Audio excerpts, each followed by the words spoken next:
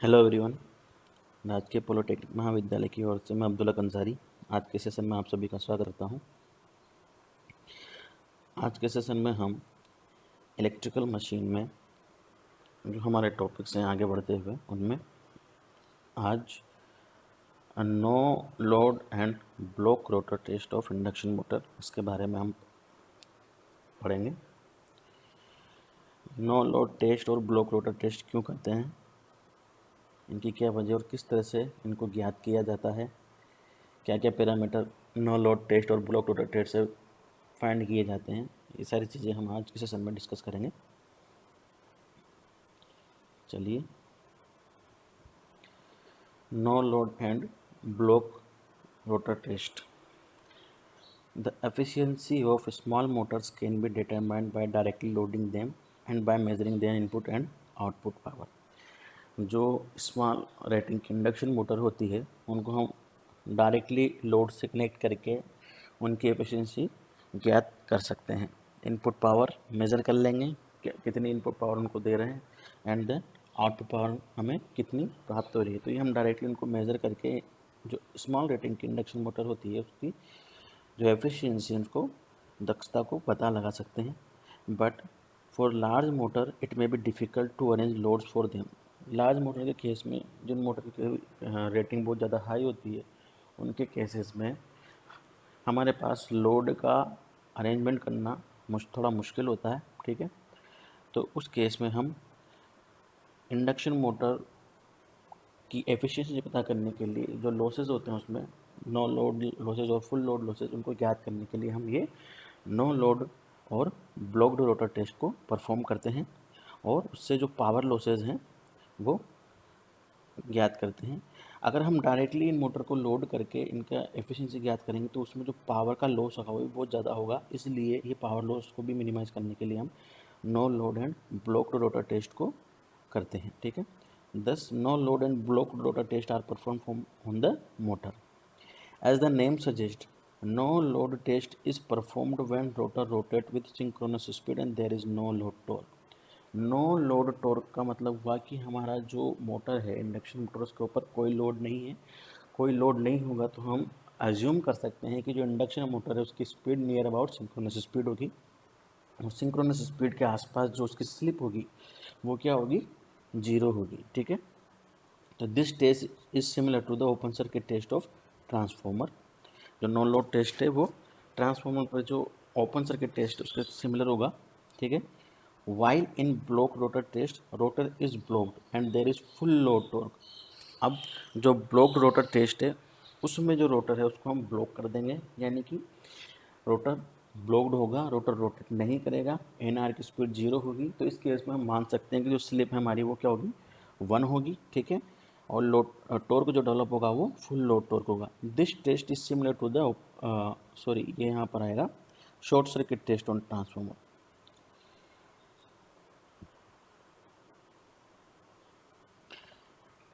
This test is similar to the short circuit test on transformer. जो blocked rotor test है वो transformer पर हम जो शॉर्ट सर्किट टेस्ट करते हैं उसके सिमिलर होगा। ठीक है, उसके बाद आता है नो लोड टेस्ट। जो नो लोड टेस्ट है, this test gives the information regarding no load losses such as core losses, friction losses and windage losses. जो फ्रिक्शन लॉस होगा, कोर लॉस होगा और विंडेज लॉसेज जो होंगे उनके बारे में ये नो लोड टेस्ट में इंफॉर्मेशन प्रोवाइड करता है। Rotor copper loss at no load is very less that its value is negligible, small current is required to produce the advocate torque. ठीक है, तो नो लोड के केस में जो rotor का करंट है वो एकदम नेग्लिजिबल होगा, इसलिए हम यहाँ पर जो रोटर कॉपर लॉस होगा उसको नेग्लेक्ट कर सकते हैं। This test is also well known as running light test, है ना। This test use to evaluate the resistance and impedance of the magnetising path of the induction motor. ठीक है, ये मैग्नेटाइजिंग पाथ जो है जिसकी वजह से मैग्नेटिक फील्ड डेवलप हो रहा है इंडक्शन मोटर में, उसका जो रेजिस्टेंस है और इम्पिडेंस उसको मेजर करने के लिए किया जाता है। ठीक है, तो यहाँ पर देखिए जो अरेंजमेंट कर रखा है हमने, ये 3 फेज इंडक्शन मोटर है हमारी। इसके तो स्टेटर को सप्लाई देंगे, 3 एमीटर सीरीज में कनेक्ट किए हुए हैं, 2 जो वोट मीटर है यहाँ पर पावर मेजर करने के लिए हमने कनेक्ट कर सके। तो इनकी जो पावर आएगा, दोनों जो P1 प्लस P2 की जो वैल्यू आएगी एक्टिव पावर, उसकी वैल्यू किसके इक्वल होगी, जो नो लोड लॉसेज हैं, जो कि हमारा हो गया स्टेटर लॉस, विंडेज लॉस और फ्रिक्शन लॉस, उसके बराबर होगी। ठीक है। This test is conducted by rotating the motor without load. Motor को विदाउट लोड हम यहाँ पर रोटेट करेंगे। This test is perform at rated frequency. इसको परफॉर्म करने के लिए हम जो सप्लाई देंगे वो रेटेड फ्रिक्वेंसी के देंगे, and with the balanced polyphase voltage apply to the stator terminal. The only load on the motor is the friction and the windage loss, so all power is consumed by the mechanical loss। जो इसमें जो जितना भी loss होगा वो किसकी वजह से होगा, स्टेटर लॉस की वजह से, एंड द विंडेज और फ्रिक्शन लॉस की वजह से होगा। जो जितनी भी पावर मैकेनिकल, जो भी पावर कंज्यूम हो रही है वो किस में जाएगी, मैकेनिकल लॉसेस में या नो लोड लॉसेस में। As the motor is on no load the power factor is very low which is less than 0.5। क्योंकि मोटर हमारी इस केस में क्या होगी, नो लोड कंडीशन होगी, इसलिए जो एक्टिव पावर कंपोनेंट है करंट का वो नेग्लिजिबल होगा। रिएक्टिव पावर कंपोनेंट यहाँ पर होगा, तो टोटल जो पावर होगी मैक्सिमम वो इंडक्टिव क्वांटिटी की होगी। इस वजह से जो हमारा यहाँ पर पावर फैक्टर है वो बहुत कम होगा। The motor speed on no load is almost equal to its synchronous speed, hence for practical purpose the slip can be assume to be zero. यहाँ पर स्लिप को जीरो एज्यूम कर सकते हैं, क्योंकि हमारे जो नो लोड के केस में इंडक्शन मोटर की जो स्पीड होगी वो नियर अबाउट सिंक्रोनस स्पीड होगी। ठीक है। At the no load condition the input power measured by meter must equal the loss in the motor. ठीक है। जो इस केस में हम इनपुट पावर मेजर करेंगे वो किसके इक्वल आएगी, losses in the motor. No load test procedure, no load का test procedure. Apply rated voltage and frequency with no mechanical load. कोई मैकेनिकल लोड नहीं रहेगा और हम रेटेड वोल्टेज और फ्रीक्वेंसी हम स्टेटर पर अप्लाई करेंगे। Measure current voltage and power. उसके बाद फिर हमने जो सेटअप किया था उसमें हम वाट मीटर में वोल्टेज करंट पावर, मीटर में करंट, ये इनको मेजर करेंगे। Use same test instrument setup as lock rotor test. यही हम लॉग रोटर टेस्ट में हम मेजर करेंगे। ठीक है। सेटअप करेंगे instrument. Measure IL VL and PT। इस केस में हम जो current, line current, line voltage और पावर मेजर करेंगे। ठीक है। यहाँ पर मॉडल देख लीजिए नो लोड टेस्ट के लिए, R1 X1 XM और ये RFE। ये जो IM है इस केस में जो मैग्नेटाइजिंग करंट है उसका जो कंपोनेंट है वो बहुत ज़्यादा होगा, इसलिए हम यहाँ पर जो रिएक्टिव रेजिस्टेंस कंपोनेंट है इसमें जो करंट की वैल्यू वो नेग्लिजिबल होगी, तो इसको हम यहाँ पर नेग्लेक्ट कर सकते हैं, ओमिट कर सकते हैं। ठीक है। ये PNL है, इस केस में जो हम पावर मेज़र करेंगे वो होगी no load power. VNL line voltage जो हमने सप्लाई किया है, INL जो कि हमारा नो लोड करंट है। तो उसके बाद हम इनको देखते हुए अपीरेंट एंड रिएक्टिव पावर को फाइंड करेंगे। तो जो हमें अपीरेंट पावर मिल रही है वो कितनी हो जाएगी, V इंटू आई। ठीक, VNL इंटू INL ये हमारी अपीरेंट पावर हो गई। फिर उसके बाद हम रिएक्टिव पावर मेजर करेंगे। तो रिएक्टिव पावर क्या होगी, क्योंकि हमने देखा था हमने वॉट मीटर लगाया हुआ है, तो वॉट मीटर में जो पावर आएगी वो क्या आएगी, नो लोड पावर आएगी। तो नो लोड पावर को हम अपीरेंट पावर से जब माइनस करेंगे तो मैग्नीट्यूड हमारा रिएक्टिव पावर का मैग्नीट्यूड आ जाएगा। इस रिएक्टिव पावर का यूज़ करते हुए हम टोटल रिएक्टेंस जो है, जो कि XM और X1 है, उसकी वैल्यू हम यहाँ पर निकाल लेंगे, जो कि क्या हो जाएगी QINL अपॉन I²NL। तो इससे हमें जो नो लोड रिएक्टेंस है वो मिलेगा, जो कि क्या होगा, सम होगा किसका, X1 का, यानी कि जो मैग्नेटाइजिंग रिएक्टेंस है XM उसका, और जो हमारा स्टेटर का लीकेज रिएक्टेंस है उसका। तो X1 प्लस XM की वैल्यू हमारे पास आ जाएगी यहाँ पर। उससे हम जो मैग्नेटाइजिंग रिएक्टेंस है ये कि XM है उसकी वैल्यू निकाल लेंगे। X1 की वैल्यू हमें मालूम है, उसको XNL से हम माइनस करके XM की वैल्यू फाइंड आउट कर लेंगे। ठीक है। और जो नो लोड पावर है उससे फिर हम रोटेशनल लॉसेस निकाल लेंगे, जो कि क्या आएंगे हमारे पास, I²RNL P कोर और P स्टेटर। तो P स्टेटर लॉसेज और कोर लॉसेज यहाँ पर हमें पता चल जाएंगे। ठीक, तो ये हमारा नो लोड टेस्ट परफॉर्म होगा। ठीक है। उसके बाद आएगा blocked rotor test. A blocked rotor test is normally performed on an induction motor to find out the leakage impedance। जो लीकेज इम्पिडेंस है उसकी वैल्यू फाइंड आउट करने के लिए हम ब्लॉक्ड रोटर टेस्ट परफॉर्म करते हैं। Apart from it other parameter such as torque, motor, short circuit current at normal voltage and many more could be found from this test. इसके अलावा भी हम टॉर्क, मोटर टॉर्क जो है, short circuit current है, वो भी यहाँ से फाइंड कर सकते हैं। ठीक है।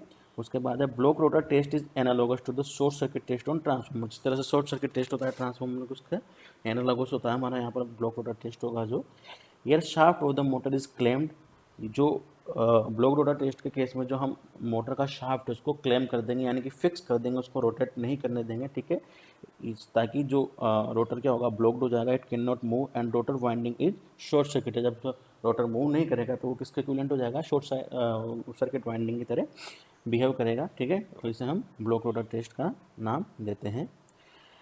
In the block rotor test, it should be kept in mind that the applied voltage on the stator terminal should be low। जो ब्लॉक रोटर टेस्ट है उसमें जो वोल्टेज अप्लाई करेंगे हम, वो क्या होगा, कम होगा।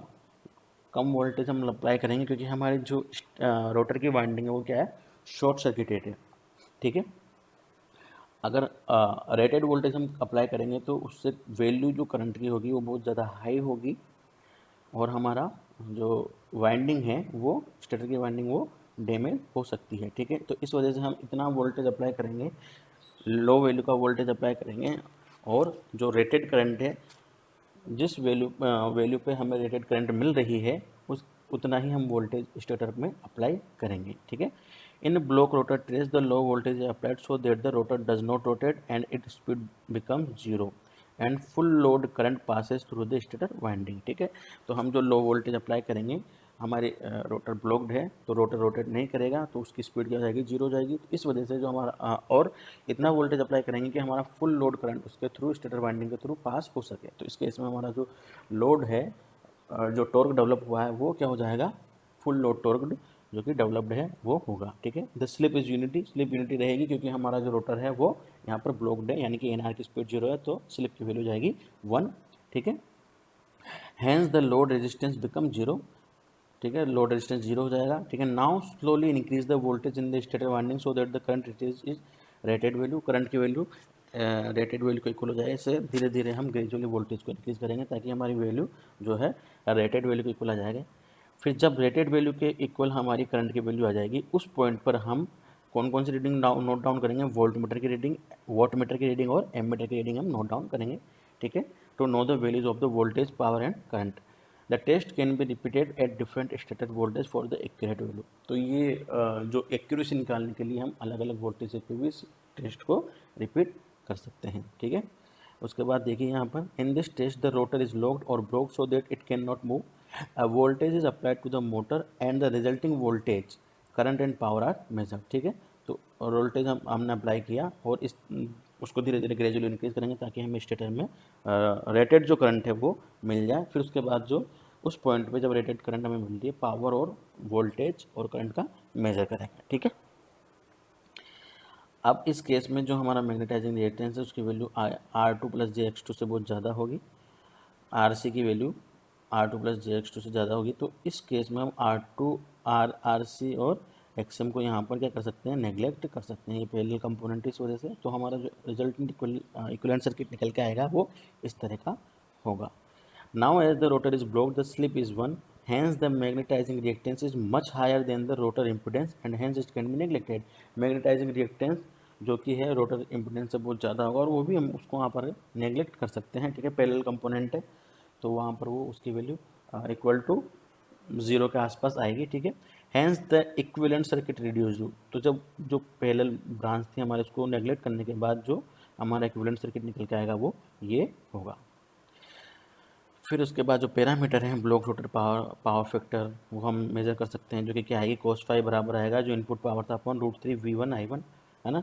उसके बाद the magnitude of the total impedance, total impedance का मैग्नीट्यूड निकाल सकते हैं हम, जो V फेस था cos फाई उसका अपॉन I, इससे Z इनपुट निकल जाएगा। R इक्विवेलेंट जो है, R इक्विवेलेंट की वैल्यू R1 और R2/S की वैल्यू यहाँ पर क्या होगी 1, तो R1 प्लस R2 की वैल्यू क्या हो जाएगी हमारे पास, वो हुई आर इक्विवेलेंट की कुल, जो कि आएगी पी इनपुट अपॉन 3I², ठीक है। ये यहाँ पर सिंगल फेज करंट है उसको 3 से डिवाइड करके 3I², क्योंकि 3I² आर इक्विवेलेंट की वैल्यू क्या हो जाएगी, इनपुट पावर के इक्वल होगी, तो हम उससे आर इक्विवेलेंट की वैल्यू निकाल लेंगे। आर इक्विवेलेंट हमारा किसके इक्वल है, R1 प्लस R2 से के इक्वल है, तो उससे हम फिर R2 की वैल्यू यहाँ पर जो कि फुल लोड रेजिस्टेंस उसकी वैल्यू, लोड रेजिस्टेंस उसकी वैल्यू मेजर कर सकते हैं, जो कि हो जाएगी आर इक्विवेलेंट माइनस R1। ये जो R1 है ये क्या है, स्टेटर वाइंडिंग का रेजिस्टेंस है, जिसकी वैल्यू हम DC टेस्ट जो करते हैं मोटर का वाइंडिंग का उससे मेजर कर लेंगे। तो इससे हमारी R1 की वैल्यू हमें पता हो जाएगी, आर इक्विवेलेंट हम यहाँ पर फाइंड कर लेंगे, जिससे फाइनली हमें R2 की वैल्यू जो है वो मिल जाएगी। अब जब R2 की वैल्यू हमें मिल गई तो उससे फिर हम जो X इक्विवेलेंट है उसकी वैल्यू क्या हो जाएगी, Z equivalent minus R equivalent से Z इक्विवेलेंट की वैल्यू निकाल लेंगे। ठीक है, तो ये जो हम है मैग्नेटाइजिंग इम्पीडेंस और रेजिस्टेंसेस की वैल्यू हम इस तरह से यहाँ पर फाइंड कर सकते हैं। ठीक है, तो ये हमारा ब्लॉक रोटर टेस्ट और नो लोड टेस्ट जो है कंप्लीट हुआ।